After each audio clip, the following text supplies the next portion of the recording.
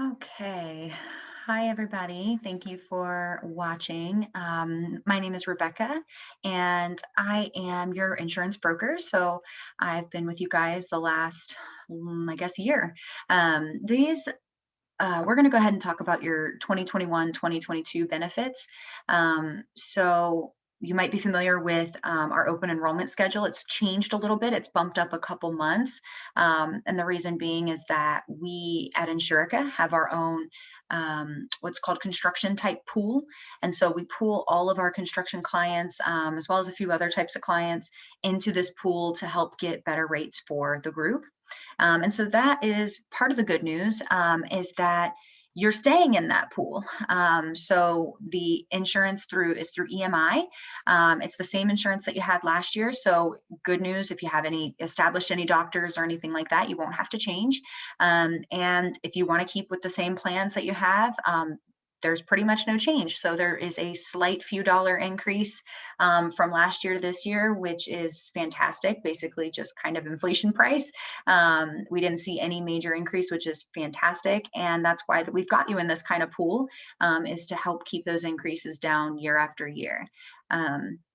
So that's the good news. We don't have too many changes. So I'll go ahead and share screen here to show you guys what the benefits look like this year. And then, of course, enrollment is still going to be done in the ease portal. So if you're new this year, you've never used the ease portal, we can make sure to go ahead and get you set up, and you'll want to talk to Lori about that and send an email, and we'll get you set up on there. It is completely electronic enrollment. So it will show you what you have enrolled in last year if you have already completed your enrollment. And that way you can make your decision on if you want to keep the benefits at the same that you had them last year, or change them over this year to a different plan, or maybe you don't want to elect benefits at all. So if you are declining benefits, we do need you to still go through the system, so that you go through and you can just hit decline, decline, decline. The only thing you're going to be automatically enrolled in is life insurance, because that is a company paid product. So everybody gets life insurance. So we do want to make sure everyone's kind of going through the system, even if you're declining. I'm going to go ahead and share screen here and pull up the enrollment guide. Let me just get this going here. Okay.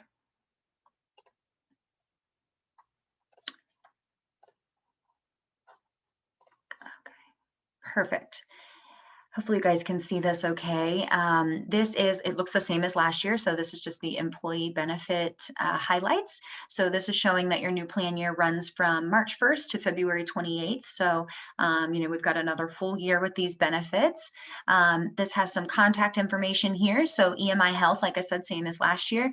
The only difference you're going to see this year is that the dental and vision is now through EMI as well. So you do want to make sure that if you've got some dentists or any vision care that you'd established in the last year, just make sure that they're still covered. It's a lot easier with things like dental and vision than it is with medical to make sure that providers are in the network. But you do just want to make sure that you're not assuming and going to somewhere that you shouldn't. So if you have any questions on that, any provider questions, feel free to email me. My phone number is down here at the bottom. My email is at the end. Or you can always go through Lori. She can forward it to me. But if you have any questions on providers, please let me know. This next page talks a little bit about enrollment guidelines. So if you are enrolling right now, it is open enrollment. If you're declining right now, this is open enrollment. So you're able to do absolutely anything with your benefits that you want during this time. So that's basically what open enrollment means. No matter what it is you need to do, this is the time where nobody's going to ask any questions about it. Qualifying changes is indicating throughout the year. So if you need to make any changes throughout the year, you need to cancel coverage because you're covered under a spouse, or you get married, divorced, this indicates reasons why you can make a change. So divorce, change in dependence, change in employment status, all those good things. If you've got any questions on what that might be, you can find it right here. All right. This is one of the buy up options through EMI. So this is the $2,500 deductible option for an individual. It's a $2,500 deductible. Again, this was an option last year. So the family deductible is 5,000, and the out of pocket maximums are 5 and 10. So what that means is you meet your deductible first on some of these services that we'll talk about. And then after the deductible is met, it sort of stops your bleeding a little bit. So the only way that you'll get to your out of pocket maximum is for things like copays, and you'll still have prescription copays and things like that. But any in terms of surgical benefits or hospitalization or anything, once you've hit your deductible, whether it's individual or family, you are good to go from there on any of those major services that are going to be covered. So we'll get to a little bit more of that here in a second. So the first thing is your primary care is a $30 copay. Your specialist is a $60 copay. So obviously a specialist is things like dermatologist, podiatrist, anything. I always say anything that ends in IST. So any specialists are a $60 copay. Over here where it's on this right side, this is important to know, but basically you want to stay away from going out of network. It's so important, and I know it makes us be really savvy consumers, but you do want to make sure that you're going in network. And again, if you need any help with that, please reach out, because you can see that the benefits are a lot less favorable when we start talking about out of network providers.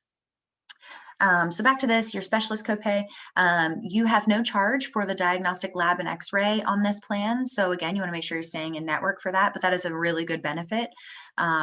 You have a $250 copay on emergency room. Everybody knows this, but you want to stay out of the emergency room as much as you can, even though this is a great copay. Obviously, with things going on the way they have been in the world in the last year, you're just not going to probably get the level of care that you need from the emergency room, unless obviously you have to. So there are situations where people have to go to the emergency room. We totally get that. If there's a whole lot of blood and things like that, we totally get it. You have to go to the emergency room, but we just want to keep you guys out of there for things that can be handled at places such as urgent care. Urgent care are obviously separate facilities. There's tons of them. You do want to make sure that they are in network. That's a tricky thing. Sometimes you don't just want to go to the closest one to your house. If the closest one to your house is in the network, great, go there. If not, then you want to make sure that you're paying attention to that. You see a much lower copay here, $75 on urgent care. They can do almost everything that the emergency room can do. Obviously, they're not going to be doing huge surgeries in the urgent care, but if you've got a broken finger or you're not sure if it's even broken, start at the urgent care first. Urgent care also, just to kind of touch on that, in terms of emergencies, you can even call ahead many times to urgent care. You can call and tell them you're on your way. They can put you on the list. That way you're just spending less time in the waiting room. Unlike emergency room, they do not care. They want you to come in, sign your name, wait forever and ever. So try urgent care first if, for those major emergency type situations. We talked a little bit about hospital services, inpatient and outpatient. So you are going to have to meet the deductible on these types of services. So if you are needing hospitalization, something's happened, we totally get it. You're going to have to meet that deductible first, $2,500 or 5,000, depending on what kind of coverage you've got. And then after that deductible, you don't pay anything for hospital services, inpatient or outpatient. So, like I said, after you've met that deductible, you will still pay copays. So you'll still be paying for those office visits and things like that, and prescriptions, which we're going to get to now. So your tier one prescription drugs are a $15 copay, tier two, $35, tier three is $150 copay, and tier four is going to be a 25% to your $250 copay, depending on which drug. So let's talk a little bit about prescription drugs. Because generally we know what our needs are in that case. I will say when it comes to prescription drugs, sometimes it's tricky. We think because we have insurance, using our insurance is always the best option. But behind the scenes, there's so much more that goes into it that, the prescription drug company is charging the insurance company an astronomical amount, which means that even if the insurance company is covering a large percentage of the cost, we're still keeping us at a $15 copay. Now, the other side of that is that a lot of times these drugs have generics, and sometimes we're a candidate for generic and sometimes we're not, but definitely something you want to be aware of. And sometimes those generics or brand name drugs are cheaper on a cash price basis. So I've had it before. I've gone to pick up prescriptions at the pharmacy. They'll tell me your copay is $65 or whatever, $35. And I'll say, is that through insurance? And they'll be like, yeah, we ran your insurance. And I'm like, well, what is the price on a cash pay? And they'll say, it's $12.50 sometimes, not all the time, but sometimes. So you want to make sure that you're always asking those types of questions. Again, I know it's unfair that we kind of have to be health insurance professionals, but at the end of the day, it's going to keep your bottom dollar down. It's also going to keep us from getting increases year after year. So the kind of plan that we're on here at Telcyte is one that rewards these good consumers. So if we are a company full of good consumers, we can expect to see these really minimal increases or no increase every year. So the app that I always use, I talked about it last year, is called Good RX. So Good RX is an app where you can go and actually let me just show you guys here. So Good RX, you can go online and you can type in your prescription. So let's say it's Lexapro, for example. So you'll go ahead and type that in. Oops, Lexapro. Okay, so I'm going to look to find the cheapest place to pick up this prescription. So for me, it's got, my location here. You can put your zip code in, obviously, for it to find it for you guys. And it'll ask you, the tablet amount, the milligrams, how many, generic, whatever. So for me, it says that my Fry's pharmacy that is local has it for $9.50 with a free discount. So you can go ahead and click the discount. You can go into the pharmacy. You can also use this app on your phone. I highly recommend it if you are a person that has frequent prescriptions. I highly recommend just download the app. The pharmacists are really familiar with GoodRx. They don't care a bit if your prescription is cheap. They'd rather help you out. So just make sure that you're looking at things like this. Obviously, $9.50 is cheaper than even my $15 copay on my tier 1 drug. So in this case, I would be a cash pay on this prescription with the discount through GoodRx. So just a little, consumer tip there. I highly recommend downloading the app just in case. We've experienced this. My husband and I actually, he didn't know, he's not an insurance professional. So he's had times where he's gone to pick up prescriptions from CVS or Walgreens, he just thought that was the place. But as you can see on this Good RX, Walgreens is actually one of the more expensive places. CVS, same thing. So if you're a person that always goes to one of those places, definitely check out the app, and just most of the time you'll realize they're the most expensive. So stop going there. Pricing on these plans are here at the bottom. So this is all per paycheck. So you guys, this is 2 times a month. So if you guys are paid biweekly, if you do have a third paycheck that month, I think that happens 2 months out of the year, you will not be receiving a payroll deduction for that third paycheck. So that's why this is indicated 24 pays per year. So, okay, looks like keep moving here. This is the next plan. Again, this plan was offered last year. So if you were on the plan last year, you can stick on this plan this year, but this is a $4,000 deductible. So a little bit higher than that $2,500 deductible before. You can see the price is going to indicate as such. So the price is going to be, a little bit lower because of it. So if you're a person that doesn't seek a lot of care, these higher deductible options are going to be for you. So maybe you just want, the everyday care option being, yeah, sometimes I see the doctor. Okay, great. You don't really necessarily need a low deductible unless you are having, a high level of care, in which case every situation is different and you know your situation the best. So this plan is a $4,000 on individual and $8,000 deductible on family. And then the same thing occurs where on certain services, you are still going to have an out-of-pocket maximum. You'll pay 20% after you have met your deductible on things like inpatient and outpatient services until you've met that out-of-pocket maximum. So the 4,000 sort of stops the bleeding a little bit. because at that point you're only paying 20% instead of 100%. But just something to be aware of if you do have a surgery scheduled or something like that, that you're pretty much probably going to hit the $6,500, in which case maybe a different option might be better for you. Your primary care is $35. Your specialist is 70 on this one. And a soapbox that I get on every year with all of my clients is that your preventative visits are always free. So your physical every year, for ladies, a mammogram, for fellas, maybe a colonoscopy, your preventative visits are always covered 100%. So make sure that you're doing them a lot. Like I said, we have to become good consumers, and also just taking care of ourselves is important. Sometimes just one physical visit can keep you from having a lot of much deeper health problems. So things that are caught early can be taken care of much more effectively, to keep you, moving with your life. So make sure you're getting those physicals every year. It's free. I know it's an inconvenience, but it's important. So just go get your blood work done, all that good stuff. Okay. You, on this plan as well, you do not have a charge on diagnostic or x-ray. Emergency room copay is $300. We talked about staying out of there unless we have to. Urgent care is $75 on this one. We talked about inpatient and outpatient. You will have to meet your deductible first, and then after that you will pay 20%. So just keeping that in mind.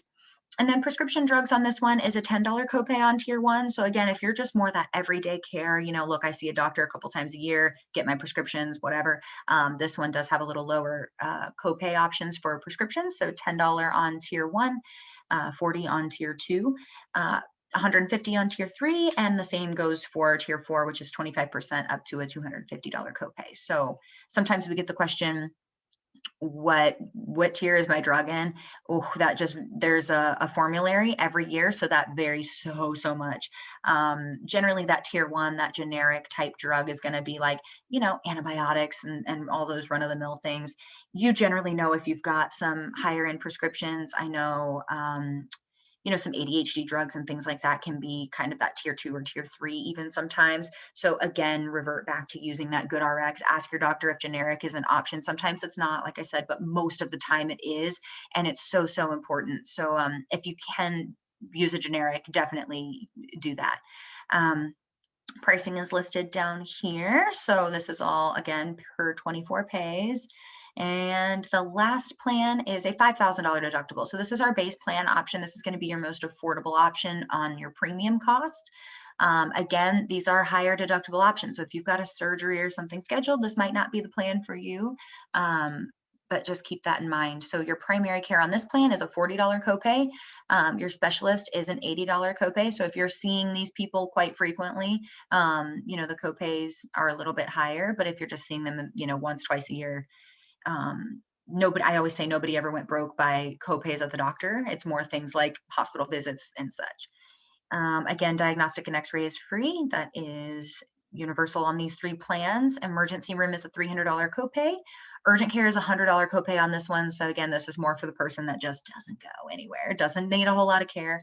And your 30% after your deductibles. So if you are needing inpatient or outpatient services and you are on this $5,000 deductible plan, you will have to meet the $5,000 deductible first, and then you'll only owe 30% until you've met your out-of-pocket maximum. Prescription coverage is pretty similar to that last plan. $10 copay on tier one, 45 tier two, 150 copay on the tier three, and the same goes for tier four and mail order as the last couple plans. And the prices here at the bottom per paycheck, $105.38. We're going to move on to dental. So dental last year was through, dental and vision were through Humana previously. This year they are through EMI Health. So moving those over there was to help keep our costs down on the medical, which is pretty significant. So they did match a lot of the benefits, just tit for tat. So you shouldn't be missing any benefits, but you do want to make sure that your doctors, dentists, whatever, are in the network. And I know that can be frustrating, and I'm really sorry. I'm of the generation that doesn't really know any different. We've changed doctors, dentists, doesn't matter, every year for pretty much my whole life. So maybe you're like me and you're kind of used to it. I know it does suck still, but it's just kind of how it is for now until we can all get this healthcare thing figured out. So your benefits should look really similar. You have a $50 deductible that you have to meet prior to any of your services. So that if you're wondering why, from last year to this year, why do I have to pay that? That's why. It's just because we have a new reset on our benefits. So your annual maximum is unlimited on this plan. So your preventative services are going to be covered 100%. Your basic services are 20% after the deductible. And your major services are things like crowns, root canals, those things you have to pay 50% after you've paid that $50 deductible. So your endodontics and your periodontics are covered in major services. So just in case those things are asked, you'll owe 50% on those. And then there is an orthodontia benefit. I'm going to double check on this. So let me just make sure that this still stands with the EMI plan. There are no waiting periods that apply. So if you didn't have dental prior, but you want to add it, you can add it. It's effective March 1st, and you can get care on March 2nd. You can start going and getting things done on your dental plan. So pricing on that is down here. Obviously depends on who you're covering, employee and spouse, if you're covering kids, something to look at. If you have questions on dental, because I know I said I'm going to check on that, feel free to send me an email. You might just be kind of covering yourself and it doesn't really matter. But if you do have questions on dental, let me know, because I know it is changing. So vision, pretty straight up, $10 copay on your eye exam. You have a $10 copay for single, bifocal, and trifocal. You have a $100 allowance for frames. So that's once per 24 months. So you can do contacts or glasses you in a year. You can't do both. So if you want to do one this year, one next year, that's great. And the pricing is below here on the vision. I talked about this earlier, that life insurance is covered 100% by Telcyte. So that is a $25,000 benefit amount, and you'll just have to name a beneficiary. You'll do that all in the East Central portal, so that's all online, and you'll go ahead and do that, but you can just thank your employer for that one. Guys, Telcyte is pretty generous on their contribution. So I know it's hard, with benefits year after year, it feels like it's just expensive, but just know that they really do contribute a great amount to you guys. And they're always looking at, adding great benefits so that you guys feel valued, and you should feel valued. I work with a lot of companies, and not all of them take such good care of their employees. So just to kind of give you some insight that, Telcyte is not required to offer benefits. So they do it because they really care about you guys. So just a quick shout out there. And then down here is just, a couple tips and things like that. Again, my information is down here at the bottom. If you do need to email me, it's just first name Becca last name Gartrell @insurica.com. So like I said, feel free to email me with any questions if you've got,